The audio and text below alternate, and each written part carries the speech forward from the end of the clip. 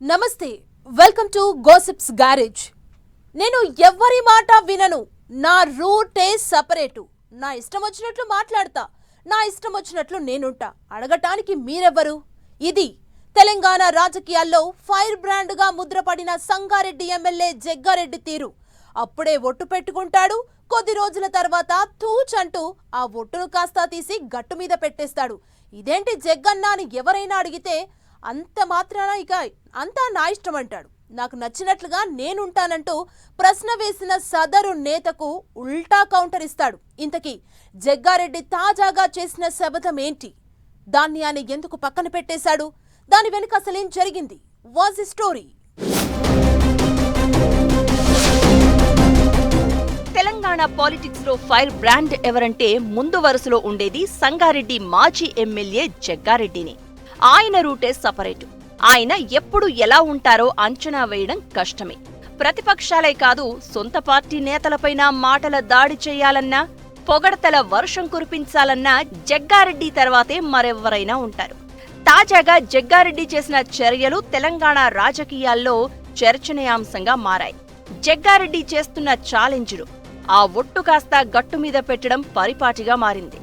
గతంలో ఎన్ని చేసినా అవన్నీ పక్కన పెడితే తాజాగా చేసిన ఓ శపథాన్ని కూడా ఆయన పక్కన పెట్టడంతో ఇప్పుడు గాంధీ భవన్ వర్గాల్లో హాట్ టాపిక్ గా మారింది. సరిగ్గా నెలన్నర రోజుల క్రితం ఢిల్లీ వెళ్లిన జగ్గారెడ్డి అక్కడే వారం 10 రోజుల పాటు ఉన్నారు. కాంగ్రెస్ అగ్రనేత రాహుల్ గాంధీని కలిసి గతంలో సంగారెడ్డిలో పెట్టిన సభ గురించి మాట్లాడేందుకు అని చెప్పారు. అదే సమయంలో పార్టీ అధిష్టానం ఎమ్మెల్యే కోట ఎమ్మెల్సీ అభ్యర్థుల ఎంపికపై ఫోకస్ పెట్టింది. అయితే జగ్గారెడ్డి పైకి చెప్పకపోయినా ఎమ్మెల్సీ ఛాన్స్ కోసం హస్తిన వెళ్లి ప్రయత్నం చేశారన్న టాక్ గాంధీ భవన్ వర్గాల్లో వినిపిస్తోంది. పార్టీ అధిష్టానం జగ్గారెడ్డి ఆలోచనలకు పూర్తి భిన్నంగా నిర్ణయం తీసుకుంది. ఎవరూ ఊహించని విధంగా మెదక్ మాజీ ఎంపీ విజయశాంతి పేరును ప్రకటించింది. దీంతో ఒక్కసారిగా జగ్గారెడ్డి షాక్కి గురయ్యారు. విజయశాంతికి జగ్గారెడ్డికి మధ్య పొలిటికల్ గ్యాప్ ఉండడంతో మీడియా చిట్ చాట్ లో తీవ్ర అసంతృప్తి వ్యక్తం చేశారట. ఎమ్మెల్సీ అభ్యర్థుల పేర్లు చూశాక కొంతకాలం పాటు తాను రాజకీయాలకు దూరంగా ఉంటాను అని, అంతేకాదు పార్టీ కార్యాలయం గాంధీ భవన్ వైపు కన్నెత్తి కూడా చూడను అని శపథం చేశాడు. ఇక నుంచి తాను తీస్తున్న సినిమాపైనే ఫోకస్ పెడతాను అన్నారు. ఉగాది పర్వదినం సందర్భంగా సినిమాకు సంబంధించిన ఆఫీసును కూడా ప్రారంభించారు. ఇక నుంచి తన కార్యకలాపాలు మొత్తం సినిమా ఆఫీస్ నుంచే ఉంటాయని స్పష్టం చేశారు.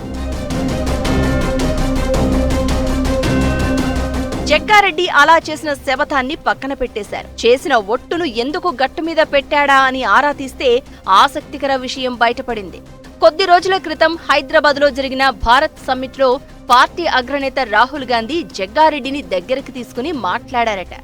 జగ్గారెడ్డి ఆప్కా మూడ్ కైసే హే అంటూ రాహుల్ పలకరించారట. అంతేకాదు పార్టీలో యాక్టివ్ కావాలని రాహుల్ చెప్పారట. అంతే, గాంధీ ఫ్యామిలీ, అందులోనూ రాహుల్ అంటే బాగా అభిమానించే జగ్గారెడ్డి తాను చేసిన శపథాన్ని పక్కన పెట్టేశారు. కొంతకాలం పాటు గాంధీ భవన్ మెట్లు ఎక్కకూడదని నిర్ణయించుకున్న జగ్గారెడ్డి తన నిర్ణయాన్ని ఒక్కసారిగా మార్చుకున్నారు.